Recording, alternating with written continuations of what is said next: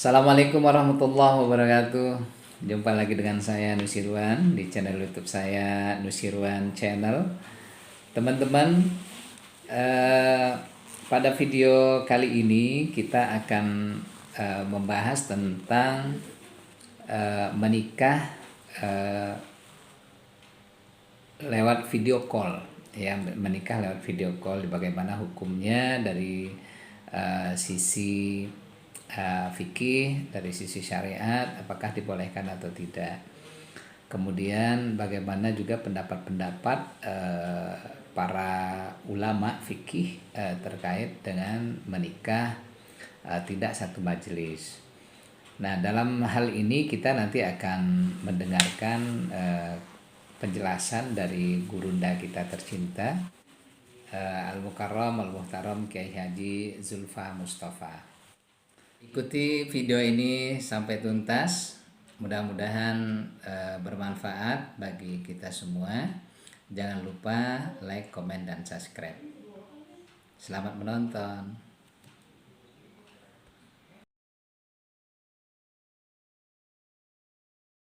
Nikah dengan online itu kan kalau pada zaman dulu itu sudah ada dengan cara al-kitabah.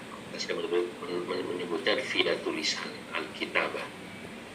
Dulu ulama sudah berbeda pendapat tentang ittihadul majelis ketika bagaimana orang kemudian menikah dengan cara mengirim surat. Itu sejak dulu ulama sudah berbeda pendapat, madzhabul arba'ah. Nah, sekarang juga muncul, saya menyebutnya dengan sebutan al-mustajaddah itu. Sekarang katanya kalau dulu kan diperdebatkan dan itu dianggap mayoritas mengatakan tidak sah karena tidak ada ittihadul majlis. Kita tahu akad nikah itu disyaratkan harus ada ittisal, keberlangsungan atau al-muwalah fil aqdi, pada ijab dan qabul. Malah kadang-kadang kita tahu di lapangan itu beberapa petugas KUA sangat rigid ya, memegang ijab kabul sampai dehem dikit atau bengong dikit saja dianggap tidak muttasil gitu, harus diulang. Padahal dalam kitab-kitab klasik sebenarnya tidak masalah, kata para ulama, kalau antara ijab dan kabul itu tak juga langsung terjawab selama itu masih dianggap muttasil secara urfan. Kalau sekedar dehem atau napas gitu ya, atau baca, itu saya pribadi berpendapat itu masih muttasil Pak Anwar. Tapi di bawah itu penghulu kadang-kadang kaku sekali, diulang. Padahal DM aja nggak bisa. Atau membaca bengong dikit diulang. Dulu kiai saya berasal Mahfud termasuk orang yang sangat hati-hati, nggak perlu diulah kayak begitu. Sebab urfan, secara uruf itu masih muttasil. Sebab kalau diulang itu nanti menurut sebagian ulama justru dianggap sebagai membatalkan ibtalul aqdil awal, dan kemudian harus mengulangi lagi jadi 3 kali. Itu dulu perdebatan ini di pesantren kami itu rame, ulama-ulama pesantren itu dulu rame. Nah, karena inilah kemudian pasti akan muncul lagi ya masalah perdebatan tentang video call ini ya. Kalau dulu dianggap tidak ittihadul majelis itu karena tidak muttasil, sekarang para ulama bilang sekarang kalau pakai video call atau online itu seperti kita saat ini gitu, dalam kegiatan online ini, diskusi ini kan, kita sekarang muttasil, langsung mendengar. Lalu apalagi alasan yang menyebabkan orang tidak boleh akad nikah ijab kabulnya secara online, entah wajahnya terlihat gitu ya, entah suaranya terlihat ya, ini yang semacam ini kadang-kadang zaman dulu saja itu ramai ya, katanya walaupun katanya terlihat di layar, ini masih bisa ada al-khida, katanya al-khida itu bisa tertipu. Dulu guru saya Kisah Hal itu menulis kitab namanya Infitahul Wadajain di munadharati ulama hajen an mas'alati bai'i syai' al-asya' bizujajain, kalau salah. Jadi infitahul wadajain, terbukanya 2 urat wadajain ini yang di leher, Nah, itu ulama dulu memang kalau bikin nama kitab itu unik-unik. Saya ketika nulis kitab juga senang begitu ya, yang unik-unik. Tuhfatul Qasi Waddani di terjemah Syekh Muhammad Nawawi tentang saya tulis. Nah, itu dulu ulama Hajan itu berdebat tentang jual beli pakai kacamata bisu saja. Itu katanya pakai kacamata itu pakai anwar, ternyata sering menipu katanya. Oh, ini ternyata di kacamata besar, ternyata aslinya kecil. Karena kacamata kan bisa besar. Itu bab jual beli begitu saja dulu ulama berdiskusi.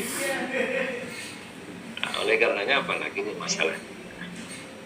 Hanya kembali kepada diskusi kita kali ini.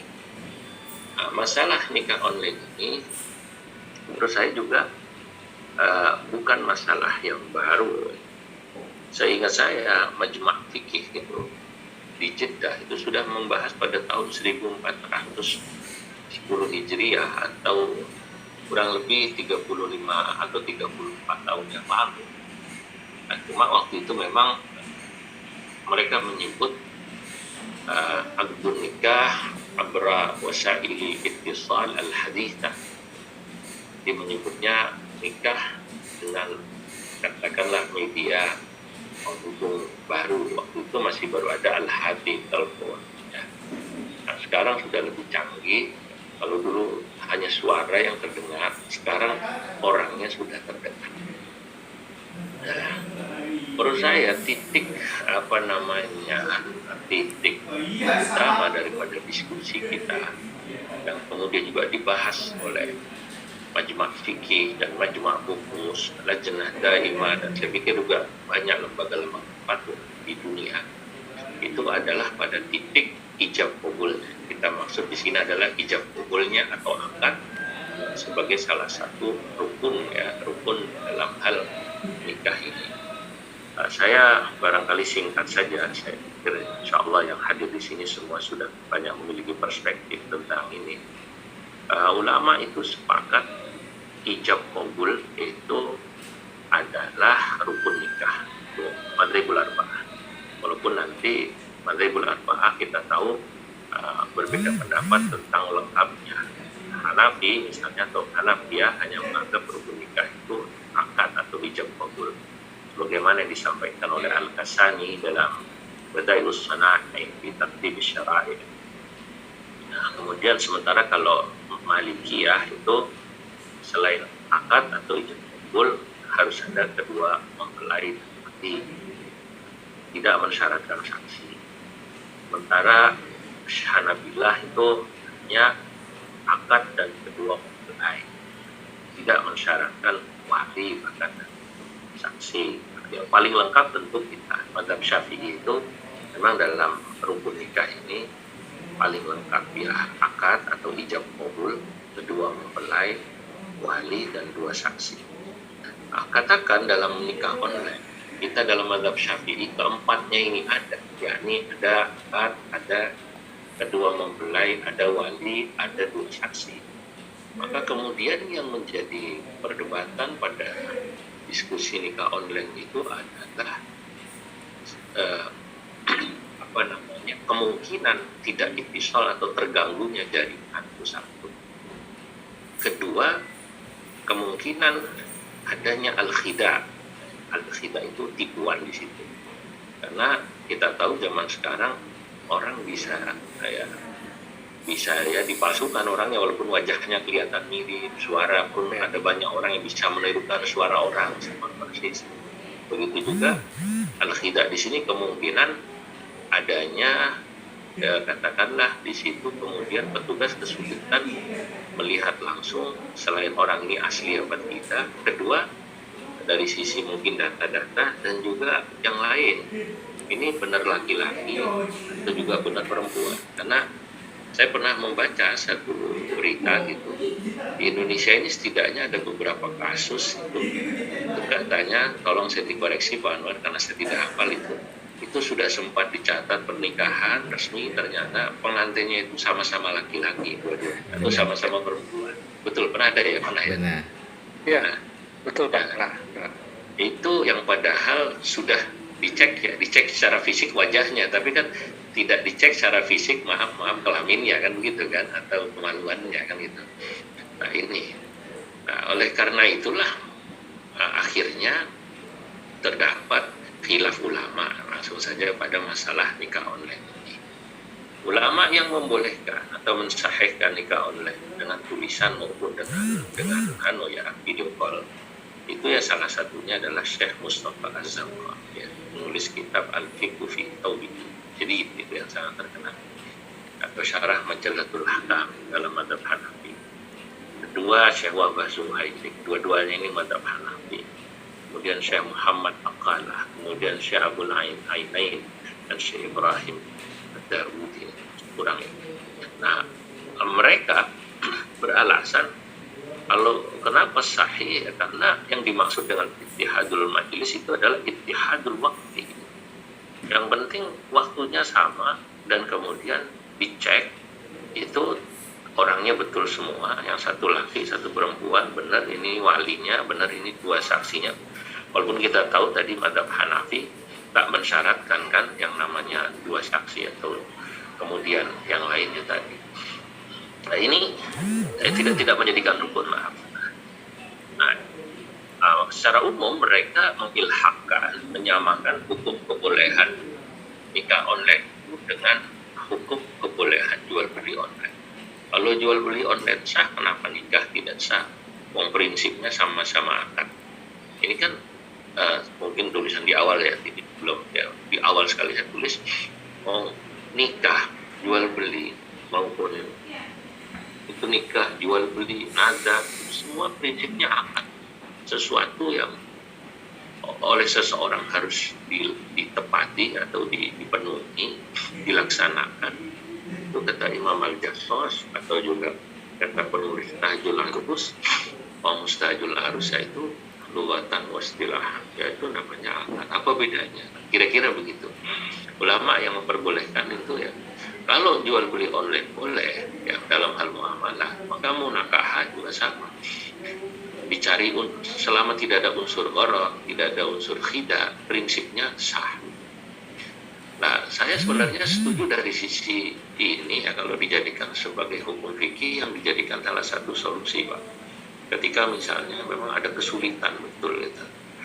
Ya, ini saya belum membahas tentang aturan PMA ya, Kementerian Agama nomor berapa tuh Pak? Saya baru lupa tadi dibaca. 19 nomor 20 Pak. Nomor 20 tahun 2019. Tahun 2019. Nah, artinya kita kan juga dulu pernah membahas, saya masih ingat ikut ijtima Komisi Fatwa di Gontor tahun 2006 itu. Saat itu kita ramai membahas tentang nikah siri. Akhirnya kalau tidak salah, tolong dikoreksi oleh Prof. sebagai senior di Komisi Fatwa. Waktu itu kan dihukumi yasihu syara'an wa la yasihu qada'an. Siri itu kan kalau syarat rukunnya terpenuhi, mohon maaf, itu yasihu syara'an wa la yasihu qada'an. Tidak ada ulama yang berani mengatakan tidak sah secara syarat, karena secara syarat sudah terpenuhi. Begitu juga tentang nikah online. Menurut saya, kalau ini sudah dianggap syarat rukunnya terpenuhi, tidak ada gharar dan sebagainya, dan ittihadul majlis itu diartikan sebagai ittihadul waqti gitu ya, artinya ada muntasil ijab qabulnya, maka secara syar'an juga sah. Analoginya mirip nikah nikah siri gitu sekarang. Kalau ini dikaitkan dengan keputusan yang pernah dikeluarkan oleh ulama. Nah, tapi juga ada ulama yang melarang, ya, mengharamkan adanya nikah online ini, ya, diantaranya Syekh Yusuf Al-Qaradawi dan mayoritas fuqaha Majma' Fiqh Islami di Jeddah. Mereka beralasan, ya, jumhur ulama itu mensyaratkan syarat akad. Ini salah nih, nomor satu ini isyhad 3 ya. Oh ya, betul lah. Kecuali Hanabilah itu mensyaratkan isyhad 3. Kedua, mereka menganggap akad nikah itu sakral, pada satu akdi, dan khawatir nanti kalau diperbolehkan adanya nikah online dan ada unsur talau, mempermainkan. Khawatirnya bisa dipermainkan.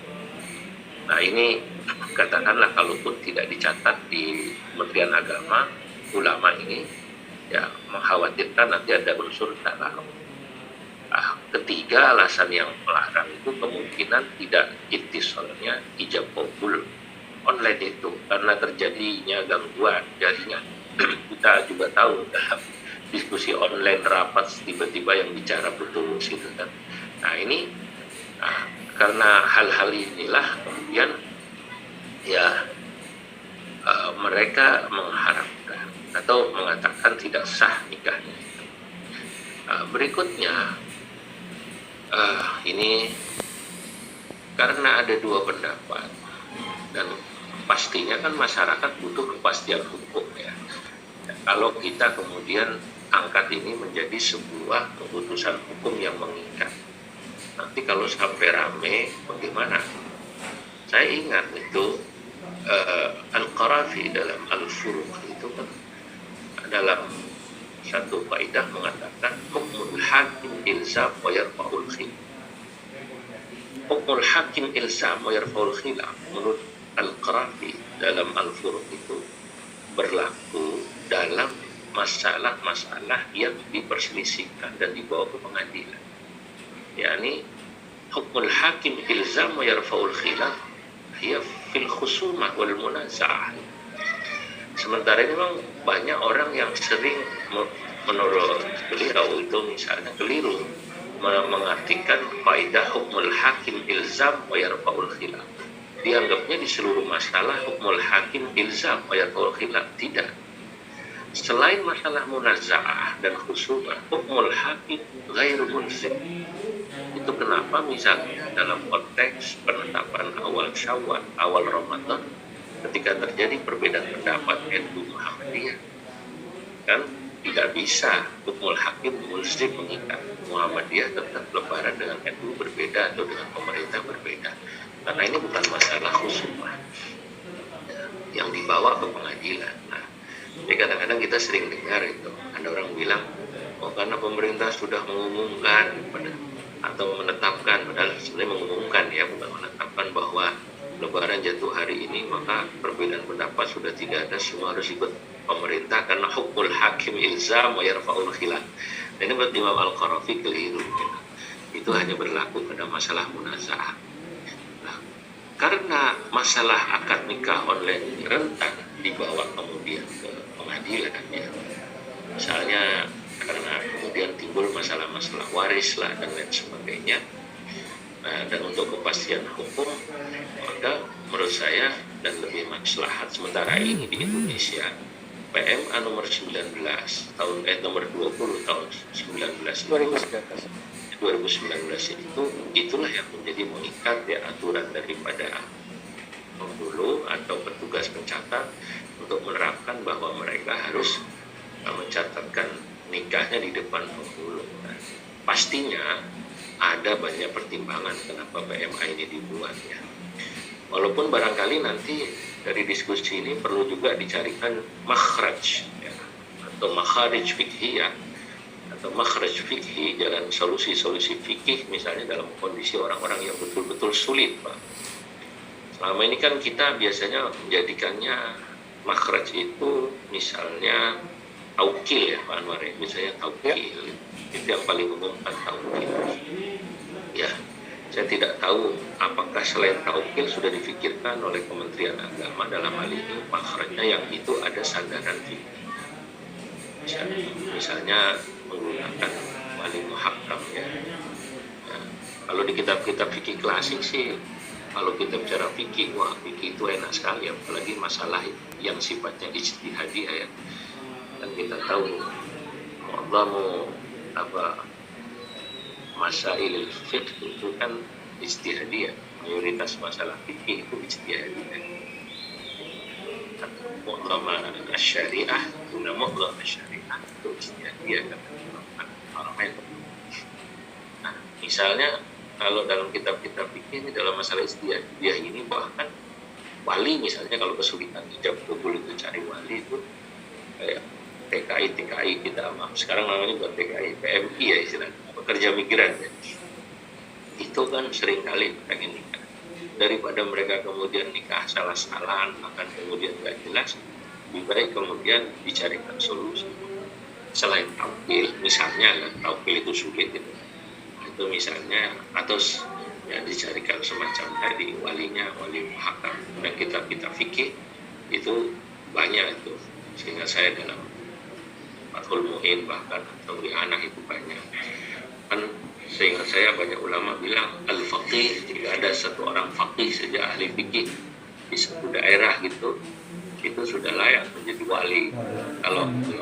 Kalau kita cari kaul ulama itu sangat banyak gitu. Nah, ini barangkali bagian dari nah, itu barangkali pengantar dari saya.